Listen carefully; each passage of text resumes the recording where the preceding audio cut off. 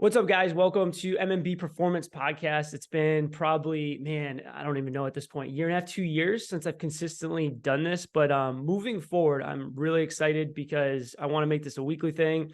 Since I've joined this kind of OCR community and got back into this and launching my business, this is something I want to do every week and just talk to amazing people that are like-minded, that have awesome stories that I can relate to.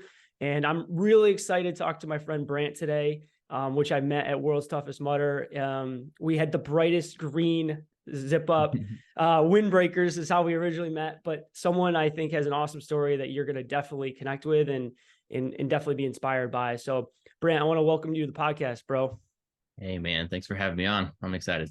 Me too, dude. So I want to touch back. We're going to dive into a little bit of your story, but when it came to, World's Toughest Mudder, that was one of the big things for you, letting up training all these years and kind of getting into this big 24-hour race. Going back now to the beginning, kind of when did you get into endurance running? Is that something new for you? Did you start in the strength world? Were you an athlete growing up? Or what does that look like for you kind of starting from the beginning? Yeah, if we go way back, because I'm getting up there in age these days. But you're what, 36, 35? 37. So 37. Okay. Yeah, okay. 37 with 3 kids. So I'm kind of in the old man group, I think. But yeah, so I was an athlete basically my entire life, played all the normal sports, soccer, basketball, baseball. I played soccer, some basketball, and track and field in high school. So varsity sports. Went on to compete as a pole vaulter at Indiana University, so Division I athlete. And then from there, once that was over, I had the conundrum that a lot of collegiate athletes have is, what am I going to do now? I was coaching at the time at a YMCA, knew that I liked coaching, ended up getting into the endurance group there. They're like, come run with us. Started running, did a triathlon, got super hooked on triathlon. So that was like over a decade part of my life where I got into triathlons. I was racing, ended up starting a coaching business. So I coach, that's what I do full time, is coach endurance athletes, triathletes primarily. And then I had a back injury from when I was a pole vaulter. I still have a broken vertebrae actually. So I got to the point where I was riding a bike, like couldn't really feel my leg and couldn't move it when I started running. Right. And I was like 30 years old. So I kind of pinpoint that riding a bike really sets it off. So I stopped triathlon. Wasn't sure if I'd ever compete in anything ever again at that point. But slowly got back into it, saw all kinds of doctors. And then that's when a couple buddies who had done a Spartan race, Spartan Beast, were like, come do this race with us. I ended up beating all of them. So that's awesome. Yeah. I love it. And I was definitely hooked, and I realized like I can run again.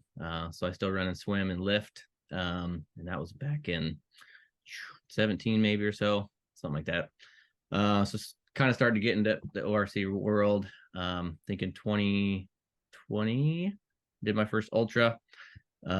Just wanted to step that up from the beast because it seemed impossible. That just seemed so much further. I'd done Ironman, so I've raced 140 miles, but running just that far with obstacles seemed crazy.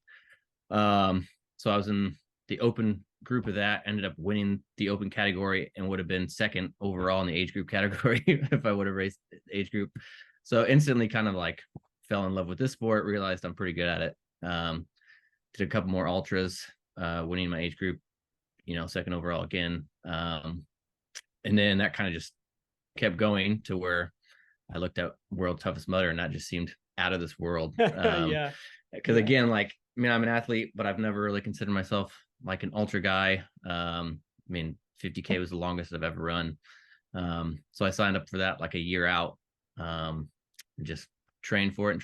And even up to that race, my longest training run was 27 miles and ended up putting up 90 miles at that race. A lot of obstacles.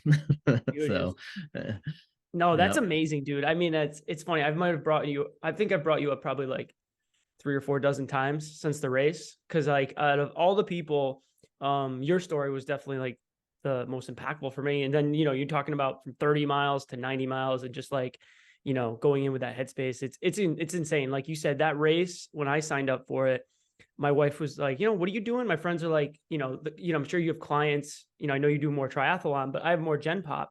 And I'm telling them like, yeah, I'm going to do a 24-hour race. And they're like, oh, like, do you you take breaks and you do all this stuff? And like, it's hard to explain to the average person what it involves. And then you get the same point, which I don't know if this happened to you, where I get like, oh yeah, I've done a Tough Mudder, Yeah. that response. And you're like, yeah, but this is a little different, um, which is, so what's wild to me is you've kind of made this jump from like a pole vaulter, you obviously been really competitive. Have you just been fascinated by like finding your physical limit? Because like going from being a D1 pole vaulter, you have to be pretty mentally strong to train enough to be a D1 pole vaulter. But at the same time, to transition to an endurance sport, as you know, it's such a different mind space. Because I competed in powerlifting, pro card, and bodybuilding, and that it was such a different flip for me. For like, was it a smooth transition for you, or was it something like you've always had, that mindset you needed to do it? Do you feel like? Yeah, it's definitely different. I think for whatever reason, I've just always loved the process. It doesn't matter what I was doing. And actually becoming a pole vaulter was interesting because my senior year in high school, I was a high jumper for track and field. And I was in jeopardy. There were some really tall freshmen that came in that were going to out jump me. And I was a varsity jumper all 4 years, but I was in jeopardy of being like the alternate on our sectional and conference team. So my coach, we sat down and talked, and he's like, maybe you should try pole vault, and legit. So I flipped to pole vault, ended up being our second best pole vaulter, scoring points for the team. And then I was able to take that and walk on at IU, which, a year of pole vaulting, pretty wild. So I think, so like, I've just always loved to compete. And that was, day one of tryouts, I showed up and I just competed. It wasn't even about, you didn't pole vault. It was just like, how much of an athlete are you? And so that, I guess that's just always been in my blood, is like, I can compete, I can put in the work every day. I love the grind. The quote of, fitness isn't a destination. I guess that's always just been something I've known. I just live for the process of getting better all the time. So when I found endurance sports, I think that's just been kind of my thing. Is it's like, how do I get better? I love the day to day. I have big end goals, but like, they're not the end. And like, I don't really care. I'm going to just work the process. And when I get to that day, I know it's going to go well because I put the work in every single day. Yeah. So when you set a goal, whether it's an Ironman or a World's Toughest Mudder or an ultra or something like that, like what for you, we both know that motivation comes and goes, but what pushes you? Like, what is your why behind a lot of these races? Is it truly just to kind of figure out what you're capable of? Because we all have those tough days. Like, what pushes you? Is it trying to be the best at it? Is it you versus you? Like, because we all draw from different inspirations. What for you, when you're like, all right, next year, World's Toughest Mudder, I want to win this thing, I want to push it. Like, what pushes you kind of day to day, or over the years has pushed you to kind of always, almost, it seems like, be the, arguably maybe pushing yourself, but one of the best at what you're doing, anything you try to do? Sure. Yeah. It's a good question. I think it's multifaceted for sure. I think one of the biggest things is, I got 2 young boys at home, and my daughter's off at college now, but just showing them that if you put your whole heart into stuff, you can be really good at it. Yeah. I think saying that you're going to be the best or whatever, I think that's a little cliche. Maybe everyone in the world's not meant to be a superstar, or whatever. Sure. So then, yeah, I think the other part of that is just being the best you can be and figuring out where does it put you? Yeah, I love to win. I hate losing, but that's definitely part of it. But I would say, I had people reach out to me and ask like, who's in the event this year? Like, who do you need to beat? And my response has always been, I have no idea who's coming. I don't care. If I do the best I can do, I think I can beat anybody. That's kind of the mindset I've always had. Sometimes it works out, sometimes it doesn't. But at the end of the day, it's still me racing me. It really doesn't matter what anyone else does. I just have to do my best. So I think it is finding that limit, just pushing. And again, I just love the process of getting a little better each day and figuring out new things. And as you age, late 30s is a lot different than I was late 20s, so it's just finding different ways to train. What does my body need? I will say I'm stronger now than I've ever been in my entire life, physically, like weightlifting, I'm stronger, and I never ran this far, pole vaulting was 70 feet down a runway, so so yeah, I think it's just different parts, inspiring my kids, learning just to keep going. And the biggest thing is I just love to do it. It's just so fun. So I think that's one thing I've learned over time is, life is just so short. You can't do it for other people. You can't do it for fame. You can't do it to be validated. It's really just, you need to move towards what makes you happy and what's fun to do. So No, I love that. And I think, to your point, if you're finding your whys all come back to you, and you have your own inspirations. And I feel like there's just so many people that, to your point, you're like asking you, who are you going to be or who's going to be there. And if you get too focused on them, I think a couple things happen. One, you don't enjoy the process as much because you're so focused on them, or like all that work goes into it. And even if you do your best and you maybe PR or hit something, then it's like, you still don't feel good about what you did, at least for me, when I went into the last couple of races, as I have my own goals in place, and, whatever position happens. Cause it's like, that's out of your control. Like, to your point, you can't control who shows up. So I was having this conversation with someone else. And I, for some reason, I knew you did all these triathlons. I knew you did the ultras. I didn't realize you did the Ironman.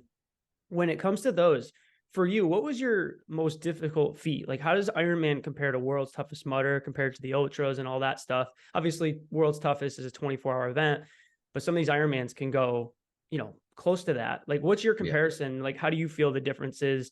And do you mind kind of talking a little bit about the different adversities you kind of went through on both? Sure. Yeah, I think it's interesting because I got into triathlon in 2009, and I went from, like, I did one sprint where it was like an 800-meter swim, and I'd never swam more than 500 meters, never swam in open water, thought I was going to die, but didn't. And then within a year, I did my first Ironman. I did all the distances, Olympic, half Ironman to Ironman. So I was very young. So I think that it's a little bit different, comparing the two, because there's over a decade and a half between them. But yeah, the hardest thing with Ironman is being good at three different sports, and three very different, they're very different from each other. I didn't grow up as a swimmer as a kid, so I taught myself how to swim as an adult, which is always, that was tricky at first, wild. For sure. Yeah. So that's the number one reason people don't do triathlons, is because they're afraid to drown. It's a fair assumption. Yeah. That's always if you stop pedaling a bike, you coast, and if you stop running, you walk. If you stop swimming, you drown. So it is tricky. And it's actually, there's been several drownings in Ironmans the last couple they've had, which is kind of wild. But so it's the most technical of the sports. In a bike, you're attached to it, like, you can't do it that poorly. Running, you kind of just figure it out. Swimming is very technical, so that's definitely the hardest part. Luckily, I've always been a pretty good athlete, so the hand coordination with the body helps, pole vaulting, all that kind of stuff. So I picked that up pretty quick. But just the time commitment. You got to be putting in 6+ hours on bike to get ready for a big race like that, and you're trying to run 3-4 hours, you're combining them. So it's just a lot. I will say, I think for any of these, it's just true, and people are probably sick of hearing it, but it's just all about consistency. If you just put in a little bit of work every day, it'll blow your mind. It doesn't have to be crazy. I have people that want to do an Ironman that I coach, and they're like, I got to do like 2 a days every day, right? It's like, no, you don't. Like, a good training session once a day and a little bit longer on the weekend will get you there. It's just, you got to slowly build up over time.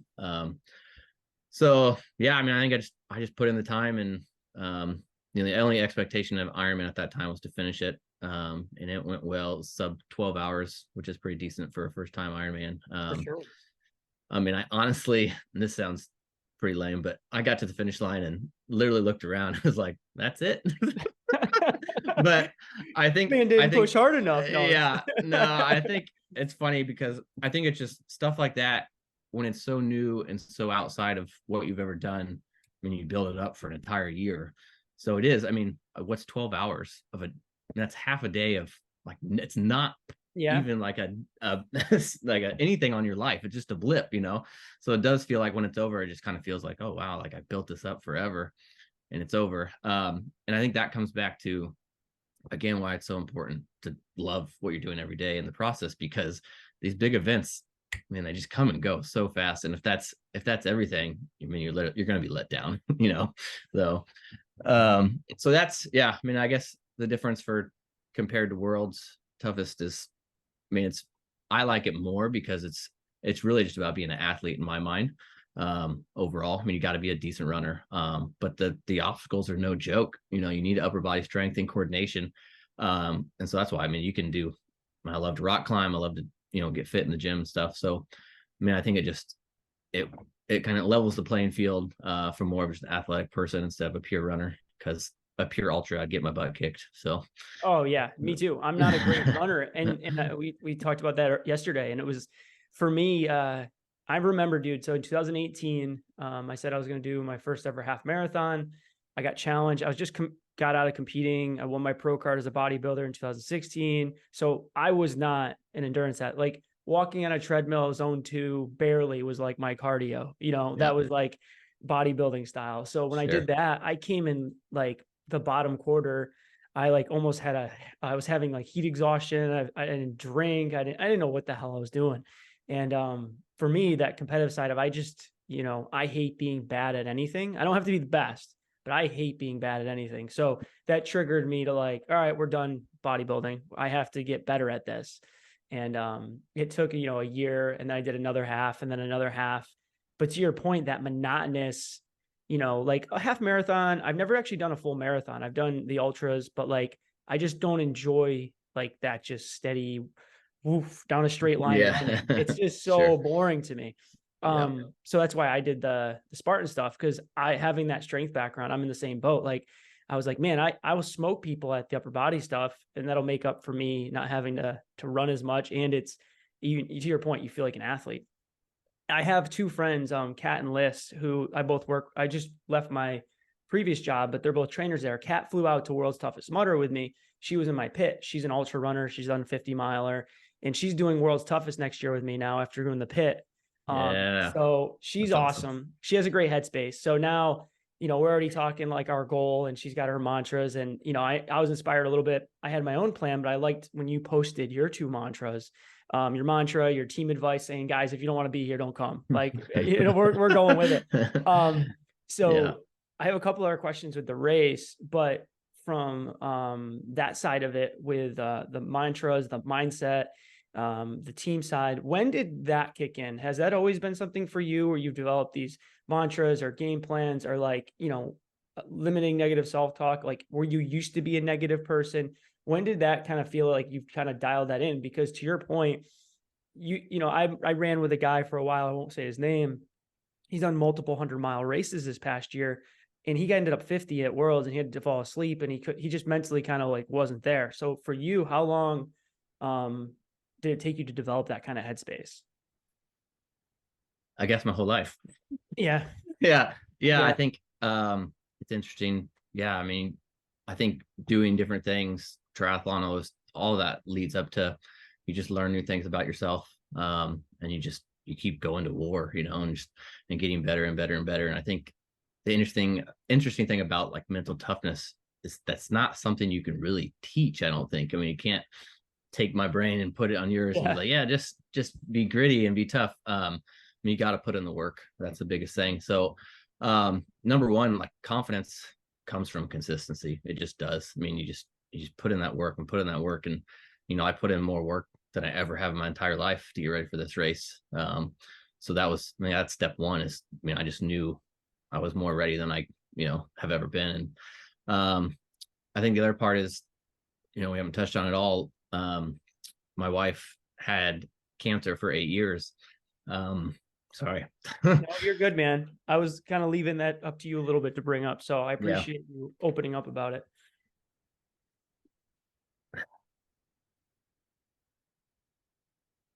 We lost her in August. Take your time, bro.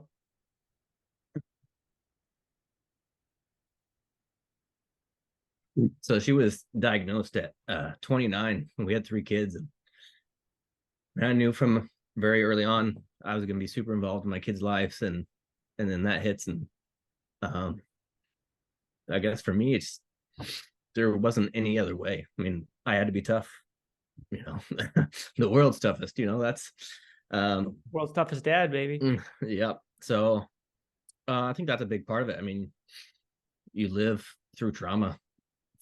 I mean, a decade. It's just you have to step up. You have to take, everything was on my shoulders. Taking care of her, taking care of the kids, still trying to live life the way I had hoped, to be an athlete. Of course, it turned out a little bit different, but so I think part of that, the process for Worlds involved her getting really sick, going through stage 4. And it sounds selfish, I never missed a training day for over 2 years. And I had to get out and train. That's always been the way I've processed. I mean, it helped me a lot through that. And she was my number one supporter. She told me to keep doing it. So I think part of it was for her. Like, sorry. No, you don't have to apologize. I think that's why I wanted to talk to you so much, because I genuinely, appreciate you opening up about your story. And I think like showing, what someone's capable of if they put their mind to it, having a support system, balancing everything, and just showing like, life is hard and life's going to throw a bunch of shit at you. But, with the right support system and with the right mindset, like you can get through anything, and I think it's amazing that you accomplished what you did. And I like that you, talked about how you still needed to take care of yourself. So I had, I've had 3 family members diagnosed with cancer this year. And I think that's why I related to your story a little. One passed away of colon cancer, and then one had surgery and made it. And then another one had brain cancer, 35 years old. And he's going through chemo and stuff like that. But to your point, you've brought this up to me many times, and I love, a lot of people break, and it tests you and shows you who you really are in these moments. And from when I met you anyway, you've been nothing but positive, optimistic, supportive, encouraging, and trying to push a message. And I think that can inspire a lot of people that are going through things that, it's not like you're hiding it, but you're given a few options and you've chose to, embrace it and do your best throughout this process and focus on what you can control. And I think that can help a lot of people. And that's what I wanted to talk to you too. And, I can't ever understand completely what you're going through, but I can appreciate, everything that you've said and done and during this process. So I appreciate that, man. Yeah, thanks. Yeah, it's just a lot. I told her when I signed up that I wanted to be a world champion, and she just told me to go make it happen. So I had to go do it. Right? Yeah.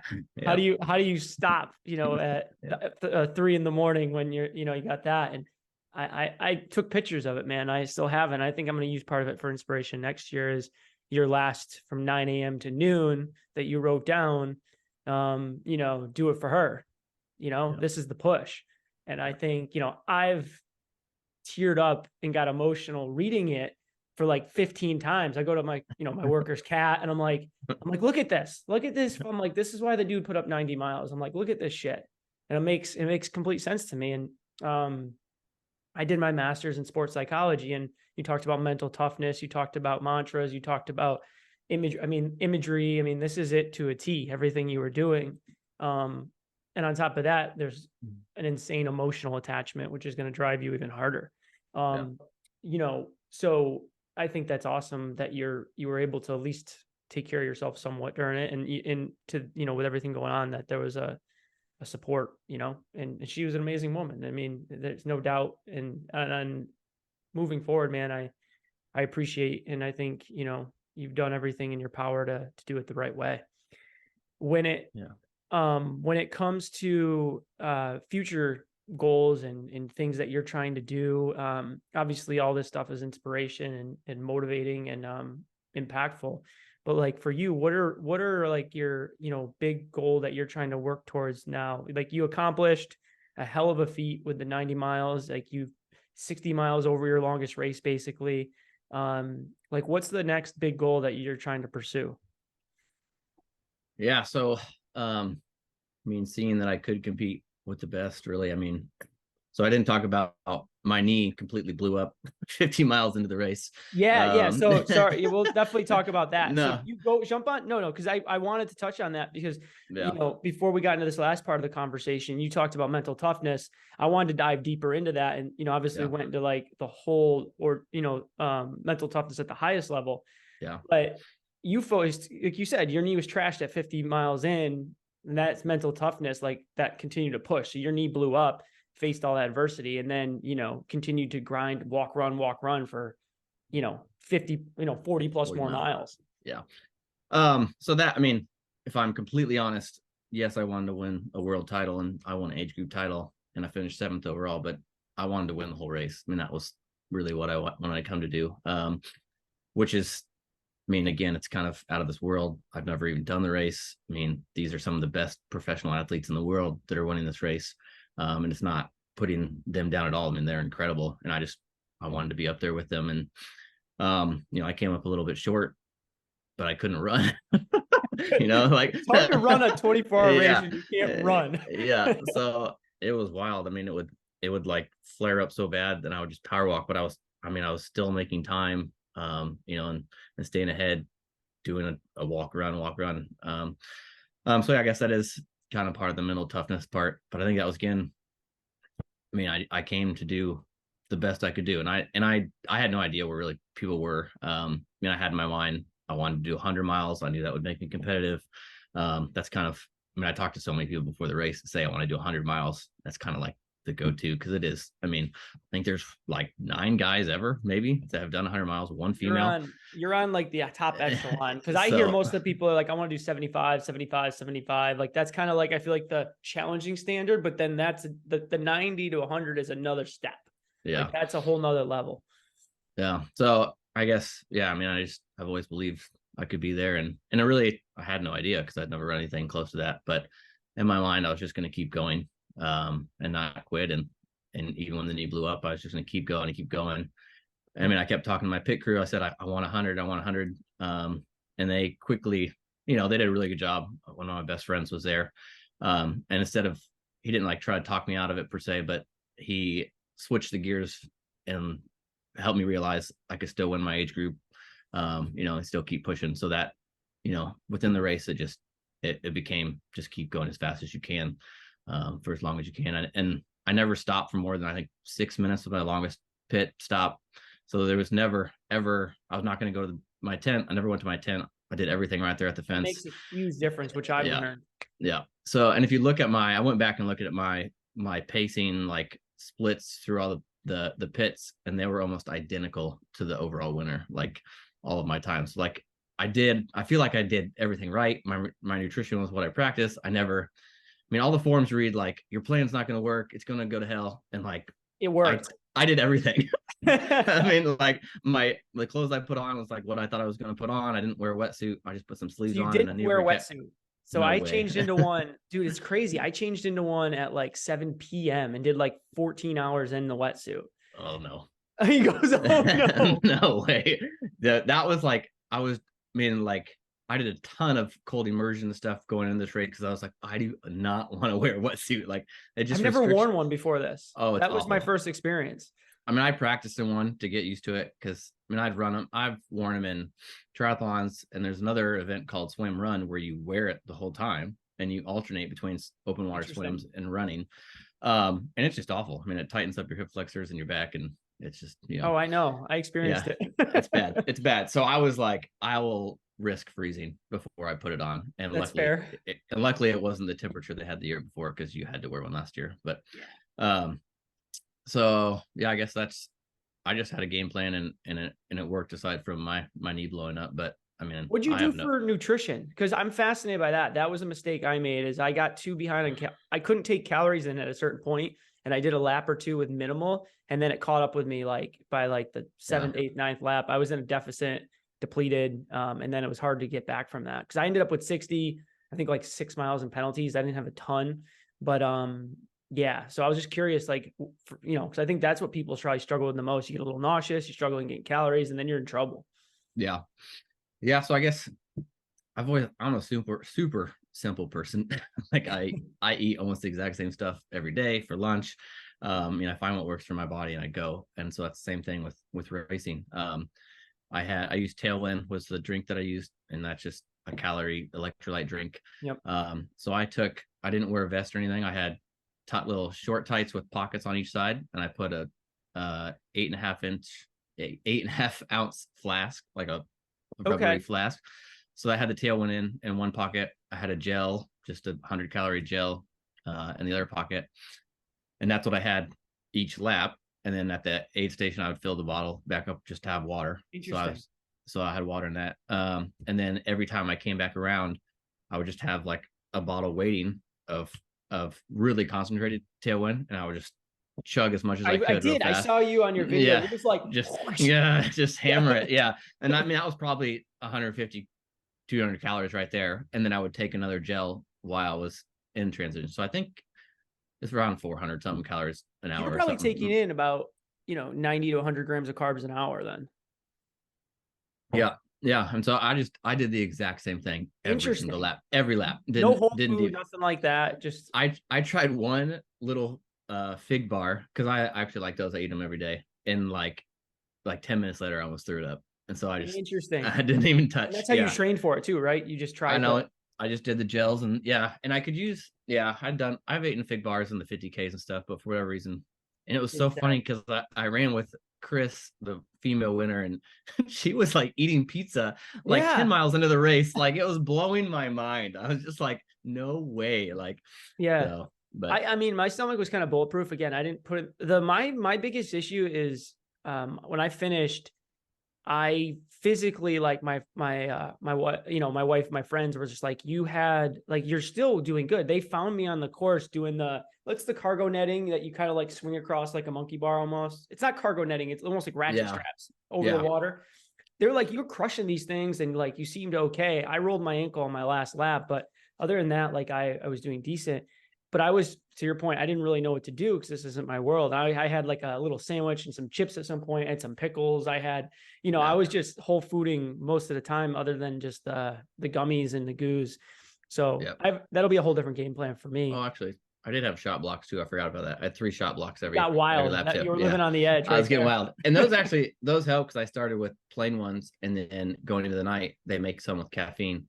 So I did have those hella bit of caffeine, and I took some caffeine pills too in the middle of the night. I should have took it more. And I was like interested that, that side, trying to figure out the balance. I learned so much from it though. Like next year I have a whole different approach because next year you're coming with a vengeance as long as your body's in one piece, right? We're trying to get back. So so if we want to go back to what is next, I certainly thought after that race, I actually learned after the race that if you finish in the top 10, you earn elite status for life. You're elite, bro. You get the black vest. So that's pretty rad. So that's another caveat to the race is I've never raced any Tough Mudder events. So I was not a contender or an elite contender. I started from the open category, which I won that as well, which it's not really a thing to win, but I was the overall. So but that, I mean, I probably lost. I would have easily ranked. I would have been 6th. I lost probably 10, 15 minutes because I started behind 500 people and we hit those first 2 fences and literally I was standing there. You couldn't move. I mean, it was, you look up and the elites were gone and they weren't running fast. They were just jogging away from me and I couldn't move because we were stuck at the fences we had to go over. So it's funny. I remember seeing you right at the beginning when the horn goes off in the video that my uncle recorded. You see you just dive on the inside and you're trying to run by everybody, trying to get by. Trying to sneak up the line a little bit. Yeah. I mean, that's like, you don't want to sprint at the beginning of a 24-hour race, but I knew like it was going to get bottlenecked too. So I tried to pick my way a little bit, but still had to. I mean, there was just a ton of contenders and elite contenders up there. So, so moving forward, I just want to keep pushing the boundaries. And I set up my year this year I actually signed up to go to Saudi Arabia in February. You did. Yeah. Hoping I can still go. I'm still not running, so that's going to be a little tricky to go do Who an needs to 8-hour race. run, you know? Yeah, it's only a running race, but so for those that don't know, they're hosting a Tough Mudder Infinity. It's an 8-hour race, and it is the highest prize purse ever in ORC history. Saudi Arabia's, they're making a big push in all sports to get tourists and people to come. They got some money out in Saudi Arabia, dude. It's the win. I mean, they're paying the top 10, which never happens in races. The winner, it's like 80,000, 60 for second, 40 for third, and just keeps going up. They're paying the first in each age group are getting $3,700. Like, so they're paying age groupers too. So really, I mean, I would love to be a pro or elite or whatever. Honestly, like titles and that kind of stuff don't mean anything to me. I just want to go be with the coolest, best, hardest working people in the world. Like that's why I want to sign up, because literally every male that's on the start list is an elite world champion. Like it is going to be the best of the best at this race. So I'm still hoping I can go and have some running under my belt. You already booked the flight. Everything's already put in place. Yeah. So you're pot committed. That's kind of how I am. I'm all in. I'm not I don't kind of sit around and wait. I didn't think, I mean, it's been 5 weeks since the race and still dealing with the knee a little bit. But I can, again, like I said, I'm stronger than I've ever been. I'm lifting heavy. I'm on the bike, swimming, all that kind of stuff. So certainly not waiting around to get better. I'm making the progress that I can. So then I'll race another Spartan 50K in Cincinnati. And Spartan changed how they do the races a little bit this year. It's cool that you can be in a competitive field and you can win the elite or the age group field, which is pretty rad. And if you finish in the top 3, then you earn like pro status and you start in the pro field from there. Yeah. So that'll be cool. And then I'm going to race Toughest, the 12-hour event in Chicago in August, which I don't think it actually has an elite field. I think that's just kind of age group everything. But I just think it'd be get another long race in under my belt, and then I'll race World's Toughest in November again. It's gonna be interesting being in Florida. Have you done a Florida race before? Some triathlons way back when. Yeah, it's not going to be cold. No, I was looking at temps. It's like 80s, mid-80s during the day, humid, crocodiles, all the good stuff. I think it sucks because I think the cold is like half of the event. I mean, dark, wet, and cold is miserable. It's going to test you more. And I think that's why a lot of these guys that I talked to that were really good runners, once it got to that temps, because it wasn't extremely cold, but it wasn't warm. But it was enough where, like you said, you know, I have a video of me like walking full thing through like this. My friend's cat's talking to me. And you can just tell, like, I'm trucking along, but I'm miserable. I'm miserable. Yeah. No, I think that part, I think the cold makes the event to some degree. So, I mean, I think the flip side will be if you go out, gonna crush people. Yeah. If you go out fast, you're going to be in trouble because it's going to stay hot. You know, you're not going to cool off. So, excuse me. So hydration becomes even more important. And so it's hard to get as many calories as you need in when it's hot. So, but you need the electrolyte balance, and hydration, and just like, you know, people are going to be hurting because people were hurting how warm it was when the race first started in the sun. You know, it was hot. Yeah. And the sunburn was crazy. I'm looking around, I'm like, everyone is wrecked with sunburn. That's interesting. Yeah. I didn't really get that, but I feel like as soon as we were covered in mud, there wasn't. It helped. Yeah. It didn't really helped matter, having that side of it. Yeah. So, I mean, that's cryo in general. That's exciting though for next year. You got a big year planned then. So, I mean, right now I just have, I'm going to, my first race was in Jersey, the ultra up in Jersey in April. And then as of now, I just have that booked and I have Worlds booked. And then I want to do a few things in between, but like you said, it's expensive and it's a lot just to find. That's the thing with these races that's tough is once you get to the ultra level, it's like everything's travel, hotels, like the whole nine. It's not just like, let's drive to a race, pay $100 and call it a day. Yeah. It is tough. I mean, the Midwest, I mean, that's why because you're in Indiana. Yeah. So I mean, the Cincinnati one's 2 hours away. That's the closest ultra I can find. So I'll probably just go down the day before or whatever. But yeah, it's tough. I mean, that's the Spartan stuff. That's where I started in Spartans, and there's like none anywhere. I was going to North Carolina to get the races in, you know. Did you do Fayetteville? Was that the one? Yeah. I've done Fayetteville and the other one that used to be at the Tryon Center or whatever, Equestrian Center, but Sure. there's two of them over there. But yeah, so it is tough. It's like still cheaper than triathlons. They're just as expensive, if not more. And then you got. I've never done any triathlons. That's the thing with me. I mean, and if you like, you got to travel with your bike, and if you flying, I mean, a bike. I can't imagine that. It's just as much. You have to like buy a ticket for the bike. Like it's insane. Sits next to you on the seat. Yeah, basically, it's underneath, and they throw it all over the place, and that's your. Yeah, most people have like $5,000 bikes that are getting tossed around, but that's what's crazy. I mean, to me, that's wild. I mean, I have such a respect for it. It's just not my cup of tea at all. So at this point, moving forward, so you got those goals you got those races planned. You know, with the knee going on, is it just kind of rehabbing it at this point as best you can, train around it, and then hope things kind of smooth out? Yeah, I mean, I've seen my chiropractor and talked to some doctors, and as far as I can tell, it's not structural. I actually had a kind of abductor hip flexor issue most of the training cycle leading up, that I was able to, for the most part, train through and put up. I put up 100-mile week, which is the longest, way farther. Like 40-mile weeks are pretty normal for me. So, but that didn't bother me. It was bothering me like up in my hip, and it didn't bother me during the race at all. And I think it kind of just went down into my knee. So that interior of my knee kind of started getting screwed. So then my IT band on the outside took over. After the race, like my left ankle, everything was just kind of destroyed. And so now it's just kind of showing IT band. It doesn't seem like it's structural. So I've been doing everything I know how to do, to get that better. It's just taking a long time. And I think that's part of being a little older. Yeah. What's the prime age though in these races? Like, what are the highest mileage usually are in that like 30 to 38 range, right? Somewhere in that range. Like I know Chris is different, but like I remember in my age group there was like 3 100-mile guys. Yeah, the winner I think was 28 or so, and then most of those guys were they were all like 8 to 10 years younger than me. They were early 30s and late 20s, which makes sense. I'm 33, so they were in 30 to 34. Yeah.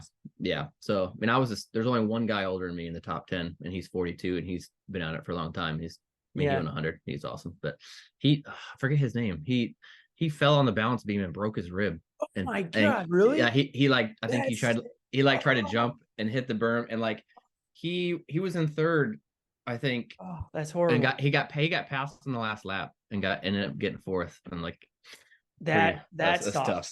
That sucks. I mean, you broke your rib. I mean, he's actually grinding through it, but man, that's horrible. With because you changed your training volume up recently. Like you were talking about how you used to do one thing and then you run a little differently now. You run more frequently.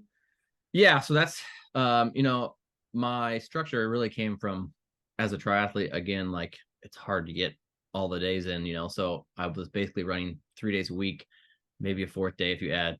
It's called a brick session, where you run off the bike and get used to that. So I kind of kept that structure when I got into the ORC events, but I would swim 3 days a week, run 3 days a week. Again, I wasn't riding a bike anymore. I just do strength work 2 or 3 times a week as well. And then part of that was kind of still fear of too much running would flare my back up and I wouldn't be able to sustain it. So I just slowly build it up. And then over this last year, I just kind of started adding in another day and seeing how that went. And then that turned into adding another day. So 7 days a week. Yeah, pretty much. I was definitely averaging six days a week, and I would take one day off where I wasn't running. And it wasn't, like the added days were only between like 4 and 6 miles. So it wasn't crazy. But just a lot of trail time, just the frequency. And that's something I've always known for good runners, is frequency trumps like volume, and just trying to get really big days in. And again, it just depends on the athlete. What can you handle and what can you get in? If you can't get in a ton of frequency, then you kind of have to pile it up. But sure. But I think that definitely, again, I've never really called myself a runner per se. I'm just an athlete. You're not a runner, you're just good at running. Yeah. So I think that helped running more, definitely kind of, it just kind of ensures that like you're telling your body, this is what we're going to do every day. We're running. And then on race day, you're way less likely to have a bad day because you're just going out and doing what you've done every day, Yeah. I feel like there's less pressure on every day too to like have a great day. It's just more like checking the boxes off sometimes. Yeah. Are you big on zone 2 work? Like, are you just kind of go with the flow? Yeah. So obviously, I mean, I'm a full-time coach, I'm a professional coach, and I look at data every day. So I do coach in person, but I have athletes, 3 different countries all over the United States as well. And they all have to wear watches because I have to be able to see their data to help coach them. So I don't wear a watch. Interesting. I don't hardly, I barely write anything down. I mean, a lot of it, like I know what I did last week and I can kind of build off of that. So for me, a super plain periodized plan where it kind of slowly adds volume, and then you start at maybe decrease a little bit of volume and add intensity. Like that's just always worked really well for me. And again, if you're consistent, I think that works for almost everybody.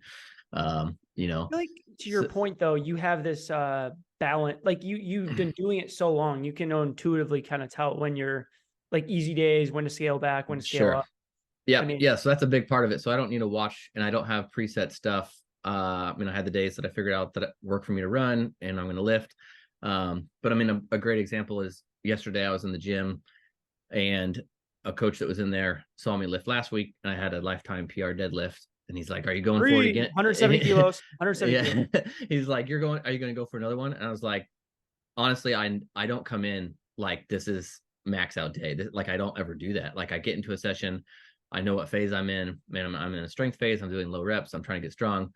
And then sometimes like it's going well, the weight's moving well, and I'll put more weight on, and last week I had a PR and then I did another PR yesterday. So like, it's just, I always allow the day to kind of open up, see how my body's feeling. I think that's, very, very intuitive, just how I feel. And that comes with, again, day in, day out, just truly listening to my body. And I have just no ego in the game. Like I have nothing to prove to anybody else. Like it's literally about how can I keep getting better. And if that means taking an easy day, that's how I get better. And I don't have to push. I don't need that instant gratification. I think that's something that is a big difference between someone that works out and somebody that trains. If you're training for a big goal or event, like every day has to help move the needle forward. So I don't have to go out and have that high intensity effort and feel that feeling that I did something good today because I know I'm doing what I need to do to get the end result that I want. And that's hard for a lot of people.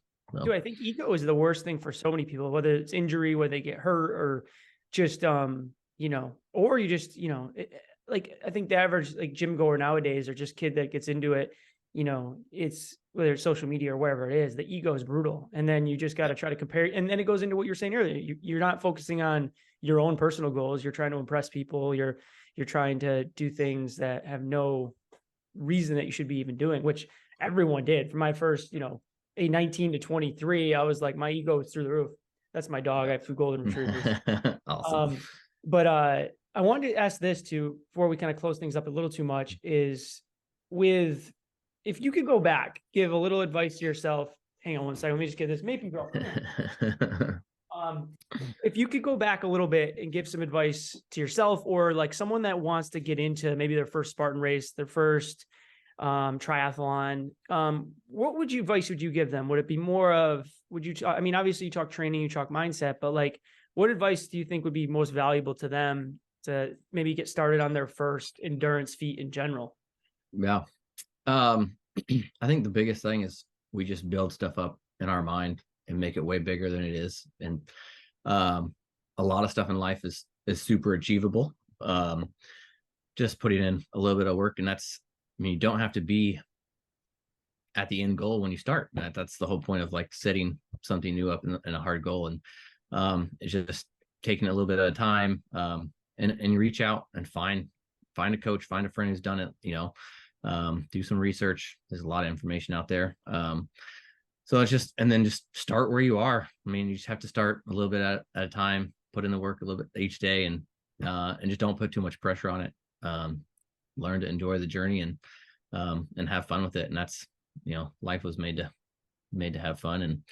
And that's none of the big events I've ever done was I even close to being ready. And and that's the thing about big events is like I'm super fit for a day. You know what I mean? Yeah. Like, that's, and then it's gone. I didn't do anything for hardly a week after that race, and you have to start all over again. And that's again, that's part of the process of, if you want, like kind of that big risk, big reward of, you gotta build all the way up and then start over and do it all over again. And just because you've done it once doesn't mean you're there doing it again. There's no no guarantee that you'll have that kind of result again, but you just have to start over and put the work in. So. I love that. And I think it makes so much sense, because I think, you know, from when I used to compete in bodybuilding to this race, you spend hundreds and hundreds and hundreds of hours, usually by yourself, and then you're I think, getting away from that perfection mindset of everything has to be perfect, that you lose that process, that to enjoy it all and understand how much you're learning about yourself, and how these roller coaster rides you go through as part of that growing process, that mental toughness. And I don't know how you felt, but I think I've made the mistake many times. And even in Worlds a little, I think I took it to the competitive side of me. It was like, I have to go in mentally dialed in. Like, I almost took it a little too serious, where I got to be like dialed in and all this stuff, where like, I felt like I didn't have enough fun with it, where I think if I let my personality out a little and I was at the line, I'm like, here we go, man. Like, here we go, and I think, I was like, I have pictures of me just sitting there, and I'm like, trying to like enjoy it. And I think I put a lot of pressure on it. And I think a lot of people do that with their own goals, and they try to, not like, I have clients that, man, they're just like, things are changing right away, or they're not perfect. And I'm like, hey, take a deep breath, like enjoy the process, like just go through this and take those baby steps. I think that's really good advice though. Cause I definitely even though I'm more self-aware, I've made those mistakes, and I think, you learn from them, but it's definitely good advice. Yeah. I mean, it's easy to do. And that's especially in today's, I grew up without Instagram, without TikTok, all that stuff, so we didn't really need that instant validation, all that kind of stuff. We didn't grow up with it. But it's, the way of the world now, you have to be on there if you want to grow a business for the most part. And, we're so concerned about how people are going to perceive us, and we have to put that smiling face on, all that kind of things. And it's just not real life. And if you live for other people's validation, like, you're just going to be miserable. So definitely enjoy it. Have fun, and just, and everybody's different. Some people need to be zoned in and not goofing off to do well, and that's totally fine. But yeah, I mean, I got to talk to so many people during that race and just laugh and just enjoy being out there, and that doesn't mean it's not one or the other. Like, I mean, I was dead set on what I was going to do at that race. And like, you can be an absolute monster and be a goofball and a teddy bear and that kind of stuff at the same time. So. Oh yeah. And it's funny. There's so many people like that. You look at Courtney, Delwalter, Yeah. I mean, she's hilarious. Like, yeah, her on all these podcasts, and she's like, what are you doing? She's like, oh, like, I had my nachos at my break, and had my gummy bears. They're gummy bears. And then after the race, after the Moab, like 240, she won by like 8 hours or whatever. She's like, oh man, like, I know I did good, but like, can you imagine still being out there? Like, those people are so impressive. Like, and it's just like, this humble, like, but she's a killer, man. Running 300 milers in a month. Like, she's a killer. Yeah.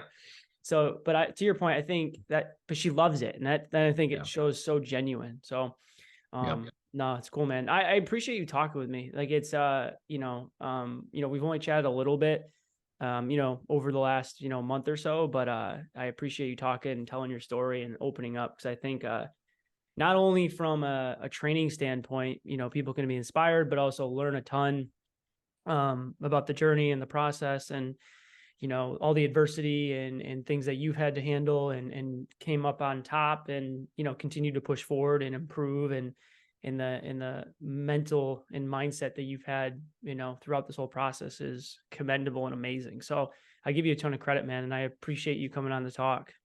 Yeah. I appreciate the time. And yeah, I mean, I know what it means to not, nothing makes sense, and every day be hard and all that kind of stuff. And I think, again, you just got to figure out what is enjoyable and put your best foot forward each day. And, tomorrow's not guaranteed. There is no tomorrow. There's only right here. And, one of my favorite sayings is to be where your feet are. And I think it's just huge. Each day is just really be present, enjoy the people around you, because that's all there is. Your family, your friends, the millions of people on social media really just don't matter. So, love your loved ones, and, live a good life. I love it, man. I appreciate it. We'll definitely be talking more. And if anyone wants to follow you, is it just under your name, Instagram, Facebook? Yep, Brant Bahler. I'm on Facebook and Instagram. Don't really use anything else. So, Cool. No, it's all right. Give him a follow for sure. Like you said, he's got a lot of big stuff to come. So I appreciate it, man. And we'll definitely do this again. All right, would love to. All right, man. Later, bro. All right.